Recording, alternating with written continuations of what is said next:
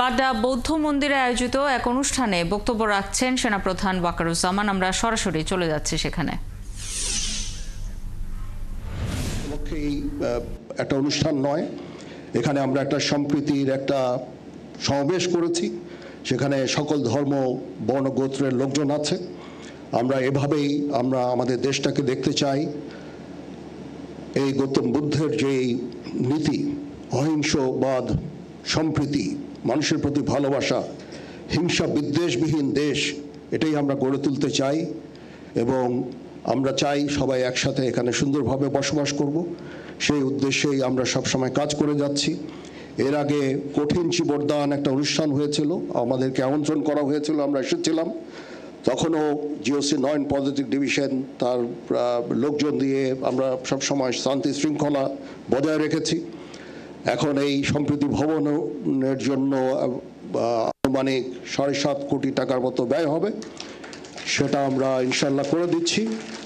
এবং এখানে 24 পদাতিক ডিভিশন 24 কনস্ট্রাকশন ব্রিগেড কমান্ডার এইখানে ভূমিকা রেখেছেন। তারা ডিজাইন এবং আর্কিটেকচার ডিজাইন এবং যে স্ট্রাকচারাল ডিজাইন অনুযায়ী এই কনস্ট্রাকশনটা করে দিবে। আমি তাদেরকে বলেছি যে 1 থেকে 1.5 বছরের মধ্যে এই কনস্ট্রাকশনটা যেন শেষ হয়ে যায়। ইনশাল্লাহ আমরা সবাই আপনাদের সাথে আছি। এদেশ সবার, হিন্দু, বৌদ্ধ, খ্রিস্টান, মুসলমান সবার দেশ। এই সম্প্রীতি বজায় রেখে আমরা বাস করতে চাই। আমি আমার জীবনের একটা বড় সময়, জীবনের শুরুতে যৌবনের একটা বড় সময় আমি চিটাগং হিল ট্র্যাক্সে আমি কাজ করেছি। সেখানে আমরা ওতপ্রোতভাবে এই বৌদ্ধ সম্প্রদায়ের সাথে জড়িত ছিলাম। সেখানে অনেক কঠিন চিবরদান অনুষ্ঠান হয়েছে, সেখানে গিয়েছি এবং তাদের সাথে ওতপ্রোতভাবে আমরা কাজ করেছি। আমরা চাই চিটাগং হিল ট্র্যাক্সে পার্বত্য চট্টগ্রামে যেন শান্তি বিরাজ করে। তার জন্য যা কিছু করতে হয় আমরা করতে রাজি আছি। সমগ্র দেশে এই সাম্প্রদায়িক সম্প্রীতি রক্ষার জন্য যা কিছু করতে হয় সেটা আমরা করতে সবসময় সদা প্রস্তুত থাকব। আমি মাননীয় প্রধান উপদেষ্টাকে আবার ধন্যবাদ জানাচ্ছি। ওনার অনেক কর্মব্যস্ততার মাঝেও উনি রাজি হয়েছেন এখানে এসে এবং উনি আমাকে অনুপ্রাণিত করেছেন এই কাজের জন্য। আমরা শান্তির দেশ চাই, শৃঙ্খলার দেশ চাই। আমরা গৌতম বুদ্ধের বাণীর এখন এই বর্তমান সময়ে অত্যন্ত গুরুত্বপূর্ণ। আমরা শান্তির দেশ চাই, শৃঙ্খলার দেশ চাই। আমরা এখানে হানাহানি বিদ্বেষ চাই না। সবার সমস্ত বিভিন্ন মত থাকতে পারে, কিন্তু অবশেষে আমরা সবাইকে যেন শ্রদ্ধা করি, একে অপরের বক্তব্যকে যেন শ্রদ্ধা করি, মতামতকে শ্রদ্ধা করি।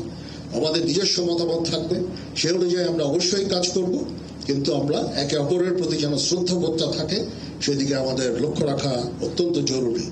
সবাই ভালো থাকবেন। আবার আমি কৃতজ্ঞতা জানাচ্ছি সংশ্লিষ্ট সকলকে আমাকে এখানে আমন্ত্রণ করার জন্য।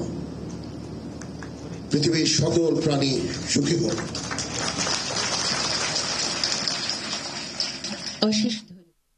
উপস্থিত আছেন বাংলাদেশ নৌবাহিনী প্রধান admiral M Nazmul Hasan, OSP, NPP, NDC, NCC, PSC মহোদয়, বাংলাদেশ বিমান বাহিনী প্রধান air chief marshal Hasan Mahmud Khan, BP, OSP, GUP, NSWC, PSC মহোদয়। সেই সাথে আরও উপস্থিত আছেন সম্মানিত রাষ্ট্রদূত এবং কূটনৈতিকবৃন্দ। আপনাদের সকলকে আমাদের পক্ষ থেকে সাদর সম্ভাষণ এবং আন্তরিক কৃতজ্ঞতা। এ পর্যায়ে বক্তব্য রাখার জন্য আমন্ত্রণ জানাচ্ছি গণপ্রজাতন্ত্রী বাংলাদেশ সরকারের পার্বত্য চট্টগ্রাম বিষয়ক মন্ত্রণালয়ের সম্মানিত উপদেষ্টা সুপ্রদীপ চাকমা মহোদয়কে। ভেনারেবল ভিক্ষু সংঘ, উপস্থিত মাননীয় প্রধান উপদেষ্টা, মাননীয় ধর্ম বিষয়ক উপদেষ্টা, 3 বাহিনীর প্রধানগণ, আমার প্রিয় বন্ধু আফতাব ধর্ম সচিব, সামনে উপবিষ্ট বুদ্ধ ধর্মাবলম্বীরা এবং আমাদের বৃহত্তর জাতিগোষ্ঠীর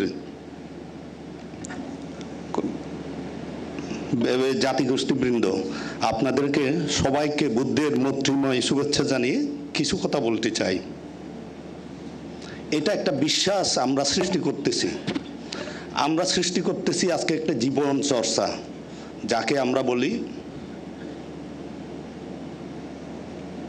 সম্প্রীতি, এই সম্প্রীতি আমাদের বজায় রাখতে হবে।